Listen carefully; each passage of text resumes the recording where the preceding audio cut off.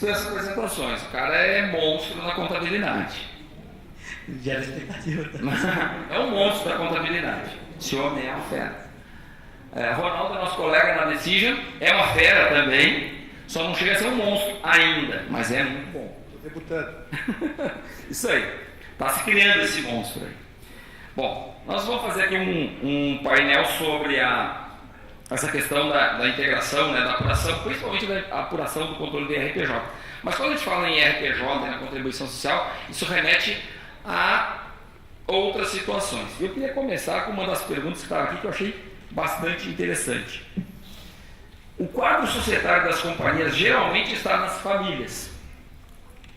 E o planejamento tributário e a sucessão seguem uma cartilha de cada escritório de assessoria. Ou seja, cada escritório tem lá seus mecanismos, seus métodos de fazer o planejamento. É assim mesmo, Fábio? Há uma receita para melhorar paulatinamente essa situação e gradativamente reduzir aqui está custos tributários, eu diria custos e riscos tributários. Dá uma pincelada para nós nessa questão, porque eu sei que tu transita muito por essa questão aí. Acho que o pessoal olhou o teu currículo e já tascou essa aí, né? Porque sucessão é um negócio bem... É muito importante, pessoal. Em primeiro lugar, boa tarde, né? Prazer estar aqui. Então, a ideia é a gente bater um papo mesmo. A questão da sucessão, ela leva em consideração alguns aspectos, né? E principalmente de parte de formalização. Você tem a sucessão por habilidade ou você tem a sucessão por herança. É um perigo as pessoas confundirem o sujeito que tem capacidade com propriedade. Isso é um risco que as famílias normalmente estão expostas, porque dentro do âmbito familiar nós temos emoção e razão tudo no mesmo balde. E é natural, né, a gente pegar uma pessoa que não está revestida das habilidades necessárias para tocar um negócio e, às vezes, colocá-la no comando, sem aquela habilidade. Então, é um dos erros que não se pode cometer. Confundir habilidade com propriedade. Esse é o primeiro passo. A segunda diz respeito a que rito que eu vou fazer a sucessão. É uma sucessão que o tratamento, o próprio nome diz, sucessão se faz em vida, herança é pós-morte. Então, a sucessão dá muito mais trabalho, né? Tanto para você transferir não só patrimônio, que transferir patrimônio, eu vou falar bem rapidamente também, é um ato de você planejar se o sujeito amealhou dinheiro ao longo da vida, se ele tem liquidez, ou se ele amealhou patrimônio. Para cada um desses aspectos tem uma solução diferente, né? Se ele amealhou dinheiro, tem uma forma de você organizar esse patrimônio, esse ativo dele. Se ele amealhou patrimônio, aí entra o papel das holdings, né? Naturalmente, o que tem acontecido nos últimos 5 anos do Brasil, com muito mais força, as famílias têm despertado para organizar a sucessão. E, via de regra, tem retirado de dentro do quadro societário as pessoas físicas, o CPF. O CPF de cara para o vento, ele sempre traz mais risco.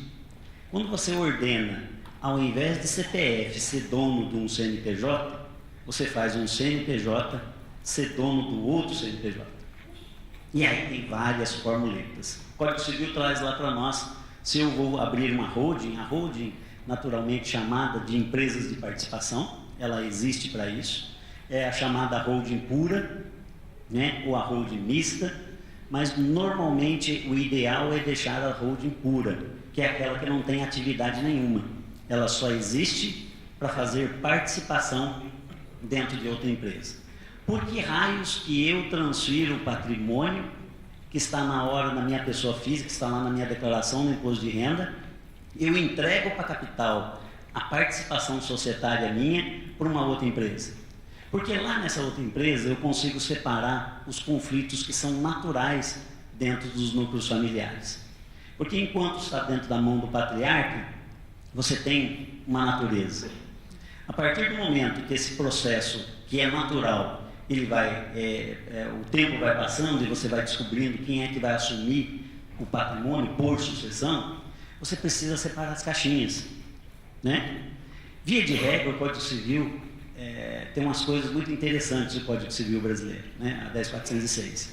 E quando ele trata desse aspecto de direito de família, ele é muito bom.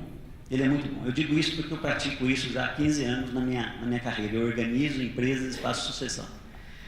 Se não fizer nada, está tudo bem. Tudo certinho. Eu vou falar assim, Fábio, por que eu vou gastar isso aí se eu faltar, se eu morrer, se eu não quiser fazer nada? Não, se não quiser fazer nada, a solução já está feita.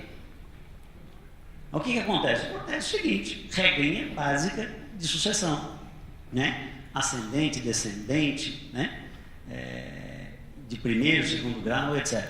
A lei diz, o que a gente chama de alegítima, que são os filhos, os consanguíneos, o que corre o sangue, mesmo sangue na veia, ele é natural, ele já tem 50% do patrimônio que a família Amelio ocupa com o pai ou com a mãe. Então, via de regra, o direito já protegeu. Legítima é sagrada perante o Código Civil. Tá? Então, é um cuidado muito grande. E por que raios que vai fazer isso? Uma para você organizar lá em casa. Porque muitas vezes os riscos, ele não vem de baixo para cima. Ele não vem do mercado, atinge a empresa e vai no patrimônio. A grande maioria dos conflitos de passagem de geração vem dentro de casa mesmo. O pai tocou desse jeito e bateu desse jeito e sempre deu certo. O filho foi lá, estudou para valer, vai tentar bater daquele jeito e não dá certo. Né? Então começa a gerar os conflitos. Seja ele por regra, a inexistência de regra de relacionamento de família, que a gente chama isso de acordo de família. É um documento jurídico que tem lá um tratamento mínimo. Né? E nesse acordo de família você prevê um monte de coisa. Dentre eles, até o regime de casamento dos filhos, né? Dos herdeiros, dos necessariamente os sucessores, né? A legítima. Né? Tem uma família que eu acabei de fazer uma sucessão, são 28 herdeiros. É um patrimônio da ordem de uns 2,5 bi. Muito dinheiro e muita gente. Você imagina que dá confusão para valer, né? Muito dinheiro e muita gente. Confusão o tempo todo. Fazer a reunião, coisa é fazer a assembleia. Mas o patriarca, e aí é uma grande diferença, o patriarca tem que ser forte no processo de sucessão. Se ele deixar muita opinião também, dá confusão. Todo mundo quer botar o bedelho. Na verdade, a sucessão é a dele. Ele está fazendo. Os filhos vão fazer a deles depois, no futuro. Então, qual que é o ponto central? É criar acordo de família e essas famílias já constituídas, se o filho já for casado, né, se a filha já for casada, eles já constituíram outra família. E, portanto, também essas famílias precisam ser enquadradas. Então, imagine comigo, eu tenho um grupo de empresas ou um patrimônio aqui embaixo, eu constituo uma empresa acima deles para ser dono dessas empresas, portanto, não tem mais CPF no nome, né, como dono. E acima dessas, eu crio uma empresa para cada um desses sucessores e para o patriarca. O ponto central desse modelo é assim, o imposto sobre herança ou sobre patrimônio no Brasil, ele é um dos mais baratos do mundo, né? Ele é um dos mais baratos do mundo, mesmo tendo a majoração nos últimos 4 anos de 4% para 8% na sua grande maioria dos estados, exceto Maranhão. Maranhão continua 2% de tributação sobre o patrimônio, né? Agora, o resto dos estados são 8% sobre o valor de mercado do PL ajustado. Você tem uma terra ali registrada contabilmente por 10, quando eu vou fazer essa doação de cotas, eu tenho que levar ele a valor de mercado. Por que se faz isso? Por que se faz a sucessão, ou se faz a doação, se faz a sucessão em vida, o tratamento em vida? Porque sai muito mais barato, dá menos dor de cabeça, né? Eu lembro uma vez que nós vamos fazer uma sucessão e tinha uma confusão enorme, porque quando você vai fazer esse processo, normalmente a gente quer fazer um diagnóstico para a gente conhecer, para ver se a gente quer trabalhar com o cara também, e para ver se o sujeito está no ponto de fazer isso. E o patriarca falou, Fábio, como é que eu vou fazer isso daqui? E aí eram umas confusões assim, esse patriarca disse para mim assim, né? Ô Fábio, um dia ele chegou no escritório e falou para mim, Fábio, eu tenho 3 ninhadas. Falei, o que seria uma 3 ninhadas? Eu tenho 3 famílias. 3 famílias. Dá para resolver uma confusão dessa? Dá para resolver uma confusão dessa, né? Só que ele falou, Fábio, e se eu deixar de equitar? Eu falei, se eu deixar de equitar, o senhor vai falecer, a turma vai lá chorar uns 2 minutos em cima do caixão do senhor, depois passou esses 2 minutos, já meteu o pau do senhor o resto da vida. Muita confusão que deixou para nós, né? Então, você organiza as sociedades por uma questão de conflito, evita conflito, define regra, mantém o patrimônio dentro do núcleo familiar, isso é muito importante, e diminui a tributação do ponto de vista legal, porque você transferir em vida sai muito mais barato do que você deixar isso ir para o inventário. Quais são os tributos que incidem sobre esse movimento? São 2 tributos. O chamado ITBI, que incide sobre patrimônio, sobre matrícula de imóvel, né? Sobre matrícula, transferir um imóvel daqui para lá, tem ITBI. E o segundo é o ITCMD, né? Em alguns estados é chamado de ITCD, mas é ITCMD, Imposto sobre Transição, Causas Mortes ou Doação. Morreu ou doou, incide esse imposto, tá? Para vocês terem ideia, esse imposto no Brasil é 8%, nos Estados Unidos é 48%. Em média, 48%. Tem lugares que passa de 50%. Por isso que lá a turma faz fundação, né? A turma cria fundação Bill Gates, fundação Zuckerberg, fundação todo mundo, porque ele posterga o tributo. Só se eu tirar da fundação que eu vou pagar a tributação. Então, a grande maioria das famílias, ou pelo menos aquelas que amealharam o patrimônio e ainda constam como pessoas físicas dentro do CNPJ, é fortemente recomendável que comece a fazer um plano de sucessão.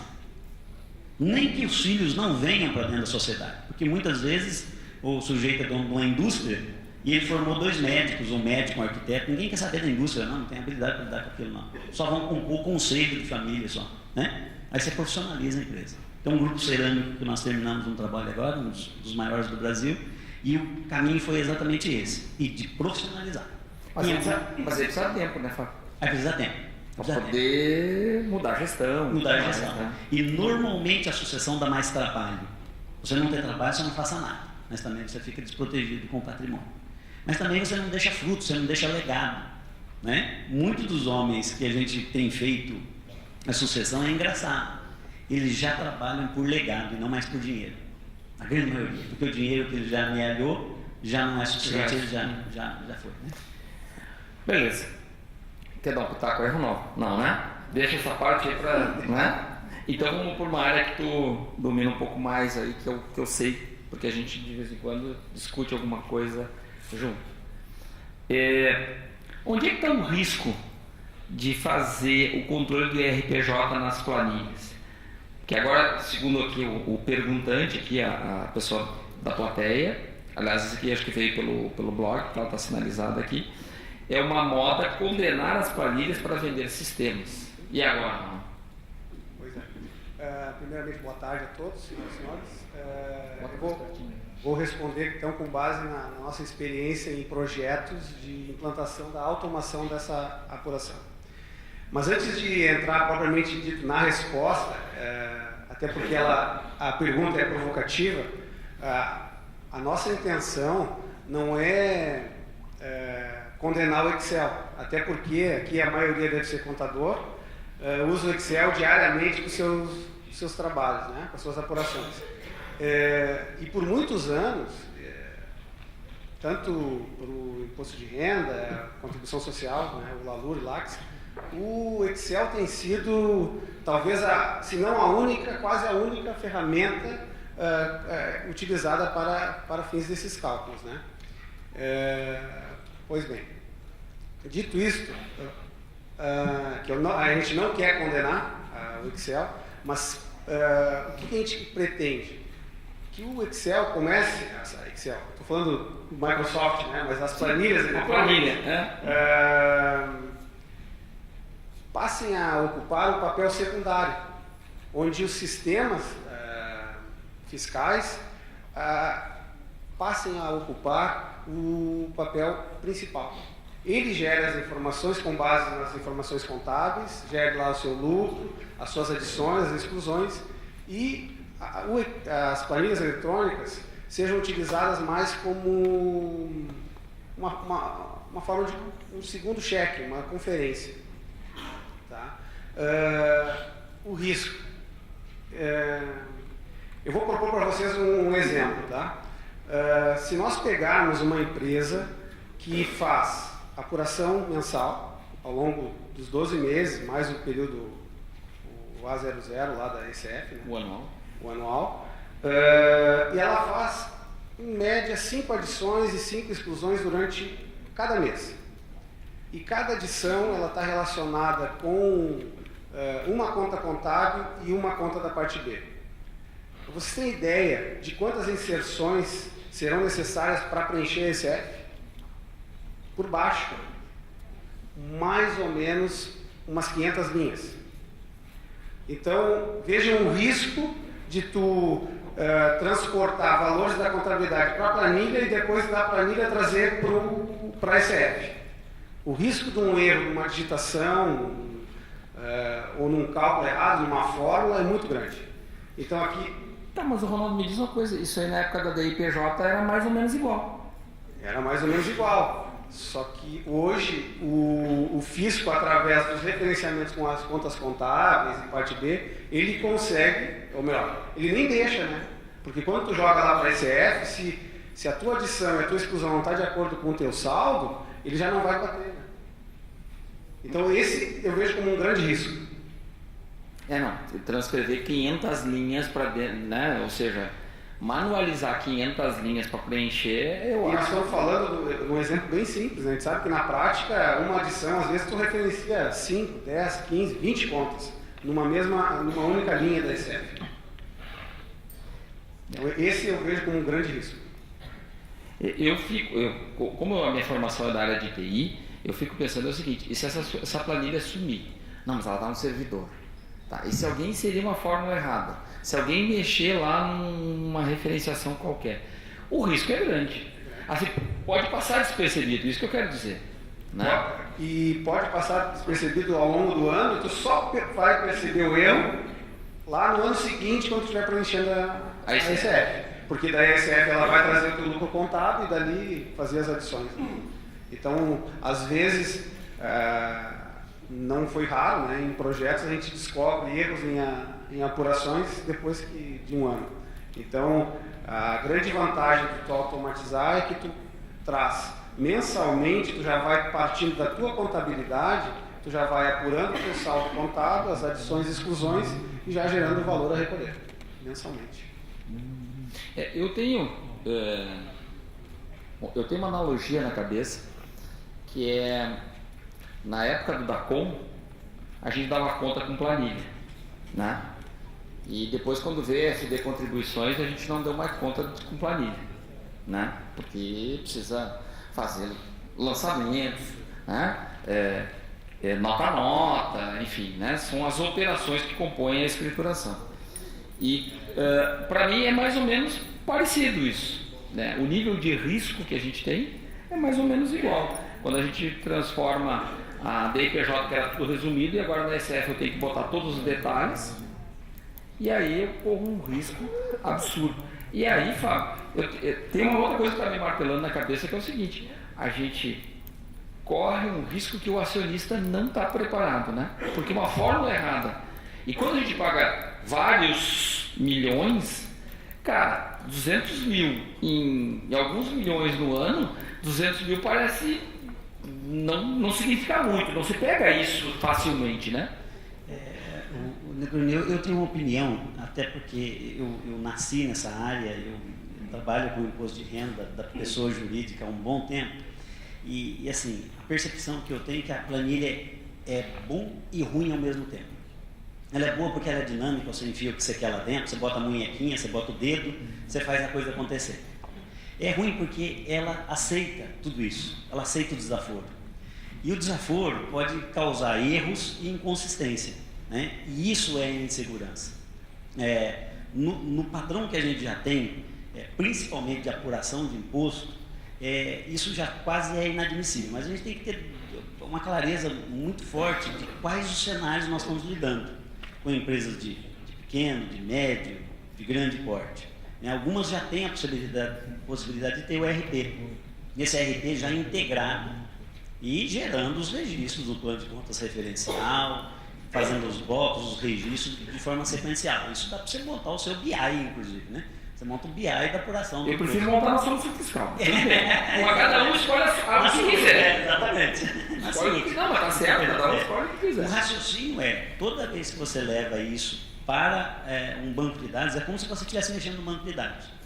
Quem é da área de programação? Você fala que você vai abrir o banco de dados para alguém mexer, o sujeito falou, opa, não vai mexer no banco de dados não, ele tem que ser um banco de dados íntegro, né? Eu exporto, então, o banco de dados e ele que mexe no Excel.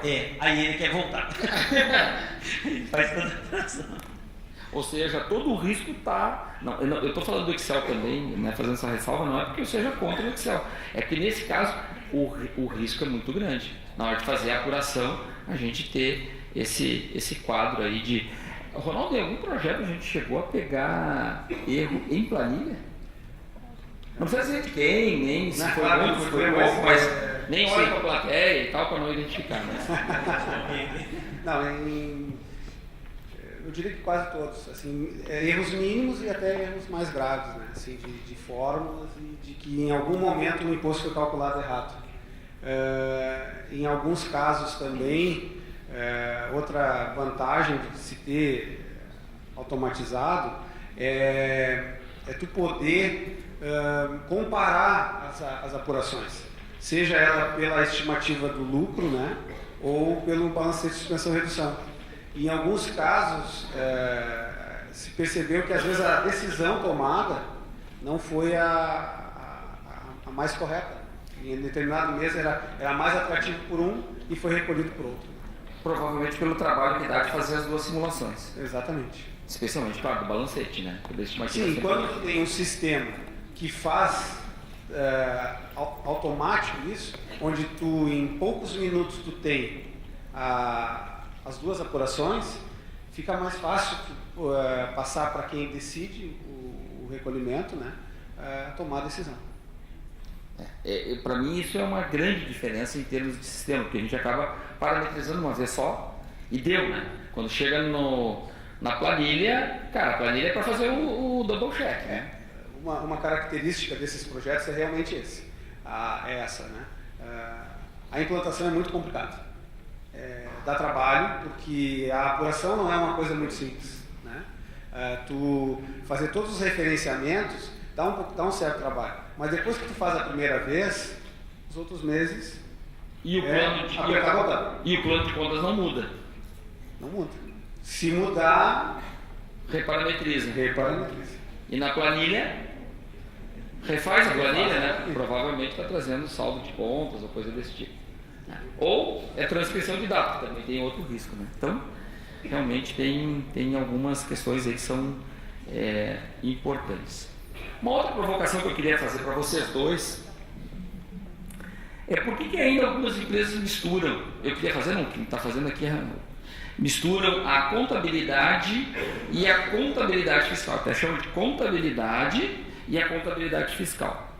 Por receio da Receita Federal, por como fazer a contabilidade nascer naturalmente segundo os princípios contábeis e fazer essa contabilidade ter uma visão tributária. Boa. Bom, eu queria só fazer uma viagem na legislação brasileira no que diz respeito à contabilidade e a tributos, que sempre nós somos um país considerado code law, ou seja, nós sempre fomos baseados num código, nós sempre pedimos um código para a gente obedecer, né? Sempre pedimos um padrão para dizer para a gente como é que faz. Do ponto de vista de contabilidade, a primeira, ou talvez a mais estruturada contabilidade que existiu nos últimos 30 anos, saiu com o advento da Lei 6.404, que é a Lei da Sociedade de Apurações. Esta lei ela saiu descolando contabilidade de tributo, que até então era feito de uma forma diferente. Isso é de 1976. Em 77 saiu o decreto, a Lei 1.598, 1977, um aninho depois. E esses dois mundos, eles se entrelaçaram. Ou seja, praticamente eu tinha contabilidade societária junto com contabilidade tributária. Eu lembro que eu aprendi a contabilidade e achava que eu estava aprendendo contabilidade com base na teoria. E quando a gente via a teoria na universidade, a gente falava, isso aqui não, o importante é a gente apurar para o fisco, e, né, quem vai mandar o carnê lá para casa é o fisco, o outro não manda não, né? E nós fomos confundindo essas coisas ao longo do tempo, e eu me coloco como um desses, e até que em 1999 saiu o Decreto 3.000. O Decreto 3.000 é que trouxe uma consolidação da lei do Imposto de Renda e da Contribuição Social, que, diga-se de passagem, por isso que, do ponto de vista prático, ela é, vamos dizer assim, ela é menos mutável. Quantas mudanças nós tivemos na forma de recolhimento de imposto desde 77 até hoje? Nós vamos ter uma mudança significativa na apuração de imposto de renda da pessoa jurídica, agora mais recentemente, né, em 2007 para 2008, com a Lei 11.638, que trouxe uma separação de novo aí da contabilidade societária para a contabilidade tributária. Né? Lá em 2007, 29 de dezembro de 2007, para 2008. E depois disso, nós tivemos mais uma lei significante, a 11.941. E mais recentemente, em 2015, nós tivemos a 12.973. Essa 12.973, sim, ela trouxe mudanças significativas de interpretação, mas não de apuração de tributo do imposto de renda da contribuição social, que continua mesmo, né? Desde o Decreto 3.000 nas suas bases legais. Lucro real, lucro presumido, a sua arbitragem, dentro do lucro real, o balanço de suspensão e redução, ou estimativa, o que o vale. Então, esse jeitão, ele já tem desde tempo. Se eu tenho lá algo que pode ser dedutível ou indedutível, isso já foi se esgotando ao longo do tempo. Se há uma legislação que ela é muito bem discutida e muitas vezes o menor volume de dúvidas está pingando sobre a legislação tributária, é a legislação do imposto de renda, em que ela não teve mudanças abruptas. O que ocorreu mais recentemente, com a IN 1515 e a IN 1700, é que nós colocamos uma pitada, uma mão de sal, no conceito de alguns detalhes que só adivinham da norma internacional de contabilidade. E nesse sentido, o que nós tivemos? Nós tivemos a interiorização da contabilidade societária como primária. Então, definiu-se de forma categórica que a contabilidade societária é a base inicial, e você pega essa contabilidade do jeito que você quiser fazer, sob sua responsabilidade civil e criminal. Você, contador, com fé pública, faça ela. E depois dessa contabilidade que você botou, que você quis lá dentro, tem ninguém para dizer que você não precisa colocar lá dentro, você vai para os parâmetros que a legislação manda. Olha, se for fazer, você faz isso. Depreciação, você vai fazer conforme lá o anexo 2, bonitinho e tal. Você me traga um laudo muito bem feito para você discutir com o leão. Fora disso, tem uma regra muito bem definida, né? E mais recentemente caiu alguns termos que só era tratado na norma internacional, no FRS ou mais recentemente no CPC, e regulamentado e signatado pelas normas brasileiras de contabilidade, que é, por exemplo, teste de impairment, mais traduzindo, teste de recuperabilidade, avaliação, time de custody dos ativos imobilizados para determinar vida útil e valor residual, né, lá no seu ICPC 10, que é a norminha que você permite fazer arrumar a depreciação econômica, que a gente só adotava a depreciação fiscal. Mas isso não quer dizer que eu mudei a forma de recolher o tributo. Eu continuo na mesma forma de recolher o tributo e continuo obedecendo, né? A Receita Federal manda, ela não fica discutindo muito não, e é isso mesmo, não tem muito o que ficar virando em volta não. Sentem vocês do lado de cá e dêem uma conta para vocês pagarem do condomínio, né? Seja ela qual for a conta, estou dizendo se é justo ou injusto, você tem que pagar a conta.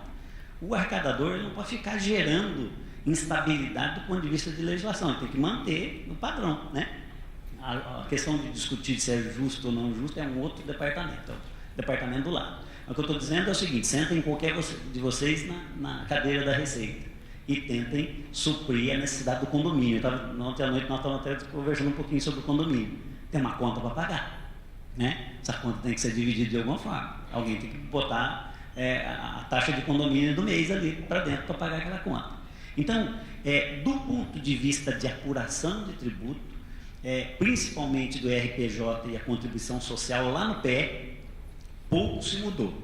O que tem é algumas coisas muito interessantes, né? Por exemplo, tipos de sociedade que geram expectativa diferente na gente. Eu, recentemente, nos últimos 4 anos, eu tenho mexido muito com a sociedade em conta de participação. Por receber investidores estrangeiros aqui, sociedade em conta de participação chamada SCP. Tem a SPE, Sociedade de Propósito Específico, e tem a SCP. Esse tipo de sociedade, no passado, ele era tão vulgar que as pessoas podiam lavar dinheiro por dentro desse tipo de sociedade. Não tinha declaração, era chamada sociedade de gaveta. A Receita Federal me fez o favor de pedir para a turma pelo menos um CNPJ, né? Porque esse tipo de sociedade é uma sociedade que existe um sócio ostensivo, um cara que aparece e toma toda a responsabilidade, e um vulgo, um participante vulgo oculto, uma sociedade oculta. No passado fizeram miséria com esse tipo de sociedade, né? Porque eu assinei um contrato com o Negruno, eu sou sócio a partir daquele momento.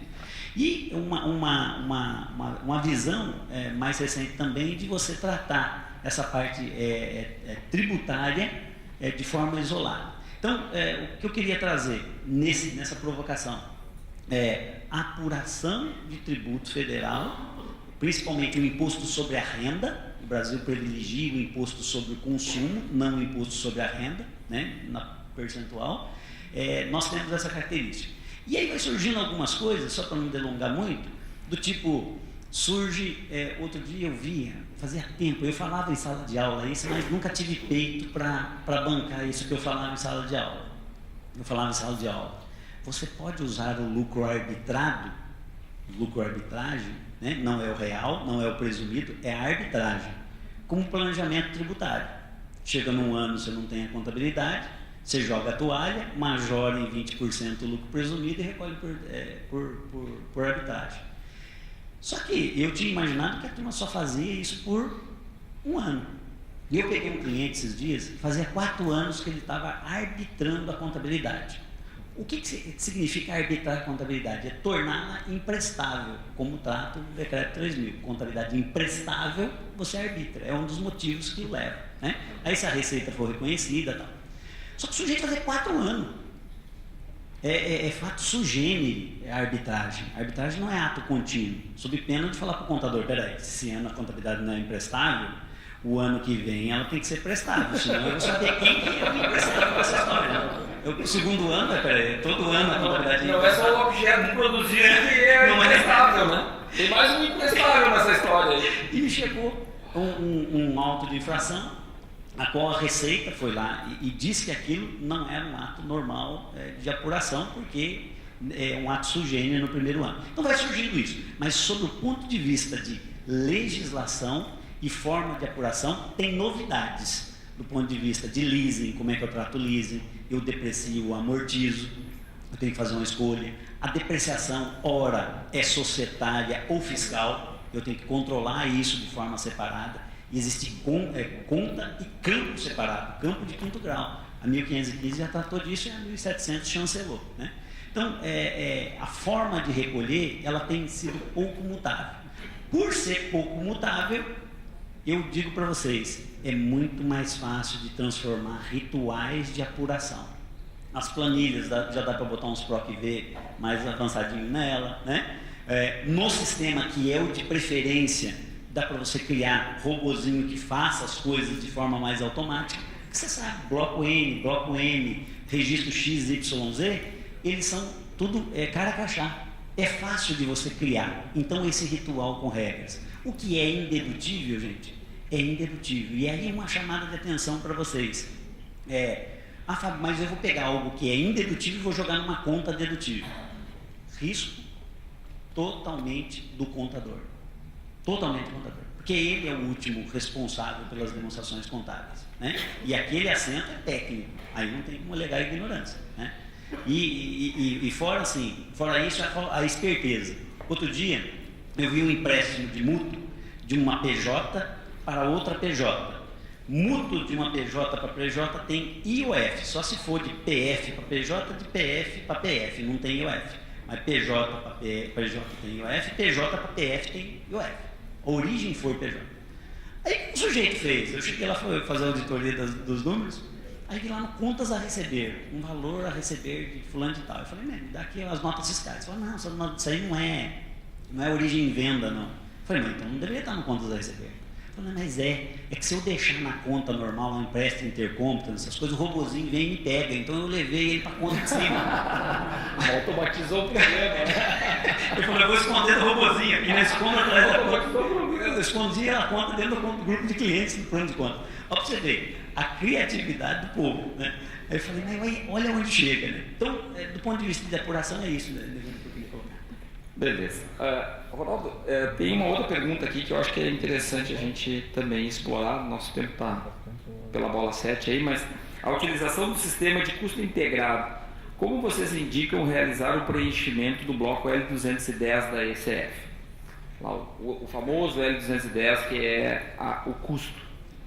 Bom, da mesma forma como ocorre a apuração do imposto de renda da contribuição social de forma automatizada com base nas movimentações contábeis, a geração do L210 também é possível através de um sistema capaz, né, de gerar a partir da contabilidade. Até porque o pessoal que trabalha com ECF sabe que no momento em que tu joga o teu L210 lá para dentro da contabilidade, para dentro da ECF, ele faz a validação através do referencial, se a composição de cada linha está de acordo com o plano referencial.